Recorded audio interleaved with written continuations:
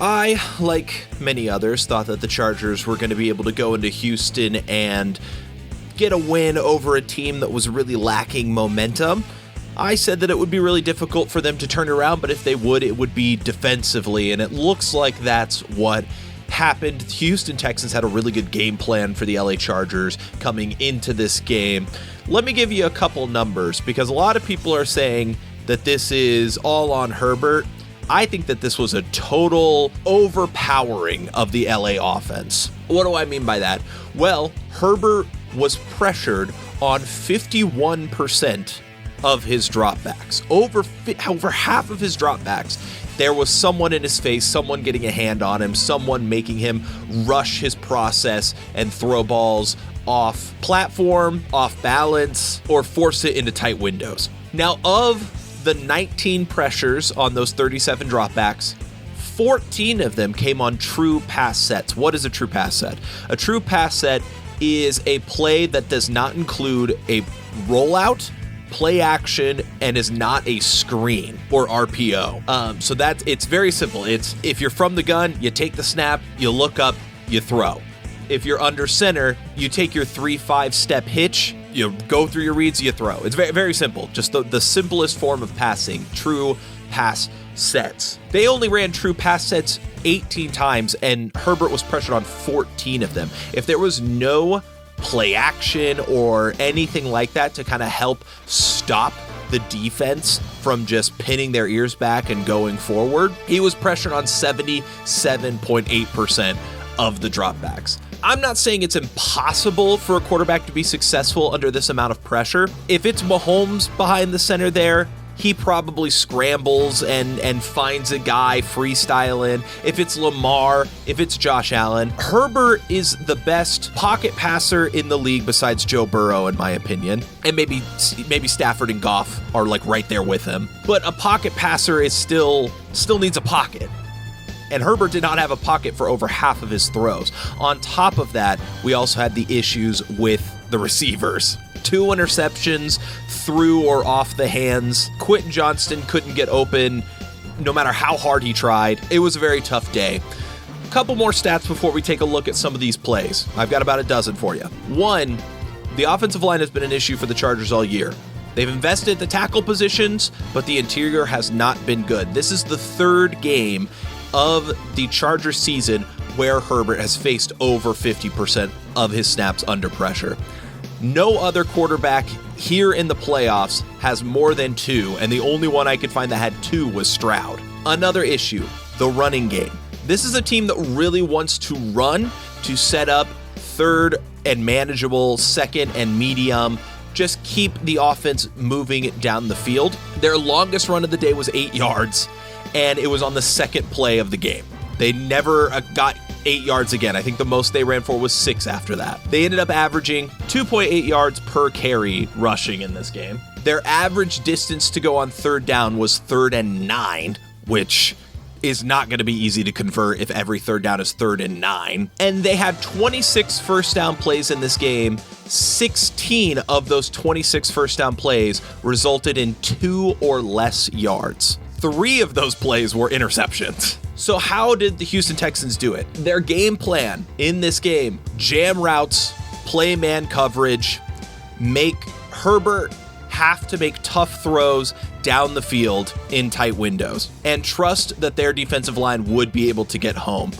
I don't think that there's any edge duo in the league better than Will Anderson and Danielle Hunter on the Houston Texans when they're on. They've struggled with a bit of injuries this season, so they haven't been on the same field all the time, but when they are here, they are a force to be reckoned with. And even though the Chargers have invested in the tackle position, there are several plays you'll see here where we're seeing those tackles get their lunches handed to them. Now, the last time Herbert faced this much pressure was against Denver in Week 16. In that game, he was pressured on 54% of dropbacks, but he had a much better game.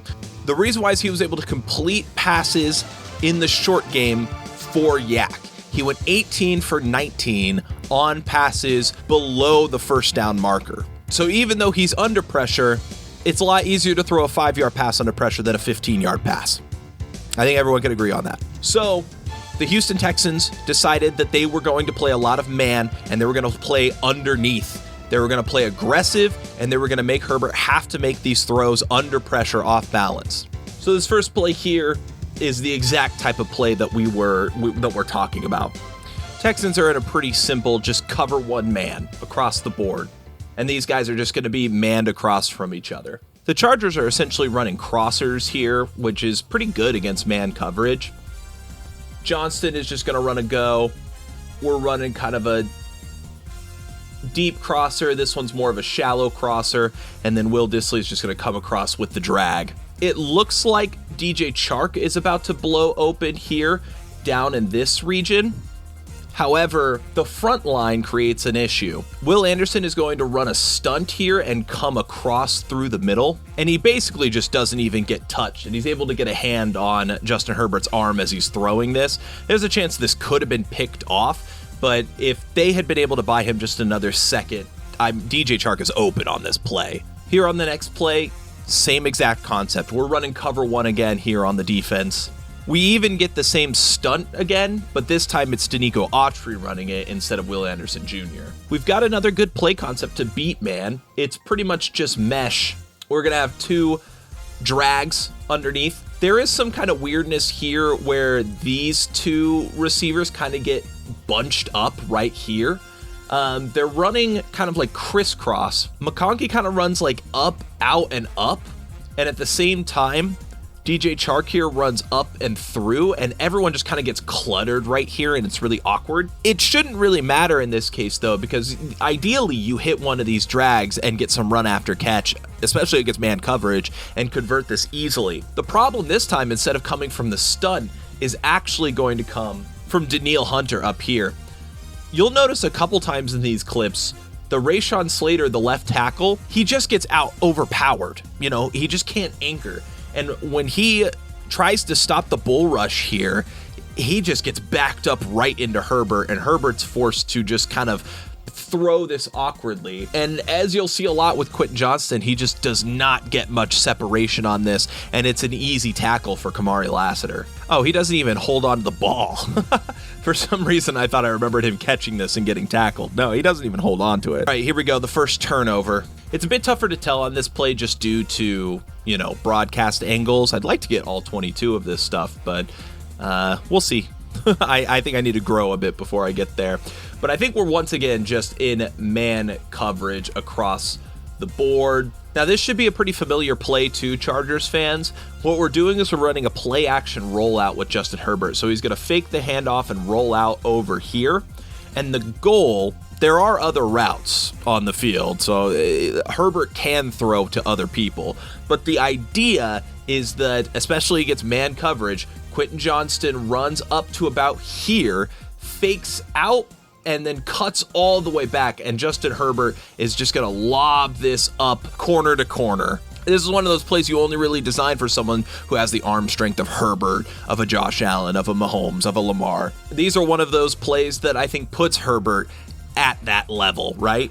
But here, it doesn't go well. A large reason is Quentin Johnston doesn't get any separation. I think Kamari Lassiter probably has this scouted out. I think this is one of those plays you just have to be prepared for when you're playing against the Chargers, so I imagine this play didn't surprise Lassiter, which is why he's able to get his head around and make a play up on the ball. As for the decision, I'm 50-50 on it, because you'll see that Herbert is running out of time by the time he makes this throw. There is not much room for error. And given that the other routes are just to the right side of the field, just trying to essentially distract, we can't see it very well, but I imagine they're covered. So throwing it up to your biggest receiver 50-50, hoping that he either goes up and makes a play or that he breaks up the interception, I don't think it's the worst decision in the world, but it's just the worst case scenario here, where Lassiter has it scouted, he gets his head around, he makes a play on the ball,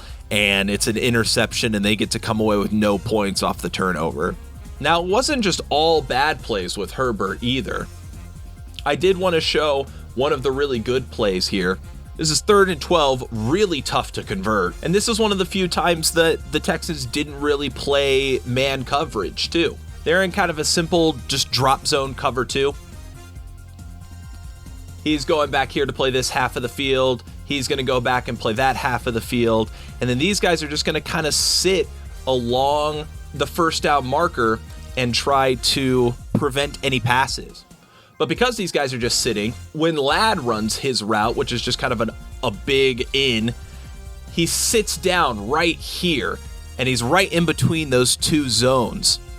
And it's just an easy passing completion. Ladd makes a couple people miss, and he converts on the first down. And this is one of those good throws where the protection held up, and Herbert's not going to miss these types of situations if he has the time. The problem today is that he just never had time. This play is a great example of what I'm talking about. These 5 guys are rushing. It's one-on-one. Everyone's got a person. The running back is even going to block and release. So you're even getting a potential chip to help. And yet, the pressure from Danielle Hunter gets in here in just about 2.5 seconds, which isn't much time at all. And then Shire coming around the side is able to fill the gap he kind of creates when Hunter goes wide. So Herbert tries to step up, but there just isn't really much of a window to step up to, and he has to kind of panic and dump it off. But you're just not going to convert on a 3rd and 8 like this when guys just have the free reign to rush and are winning so consistently. Now, there's only 45 seconds left in the half here, so the Chargers are just trying to scheme up a deep shot. They're going to have Ladd run up and across and up, and at the same time have Quentin Johnston just straight release out on a go. And all Herbert really wants to do here is take his one-on-one shot. He ends up getting one-on-ones on both of them. Maybe you would have wished that he could have taken the shot on Ladd instead of Quentin Johnston here. But the chip here kind of forces Will Anderson to take a really wide cut. Rashawn Slater isn't able to really get good hands on him, and so Herbert feels that pressure and decides to roll out into the flat over here before taking the shot.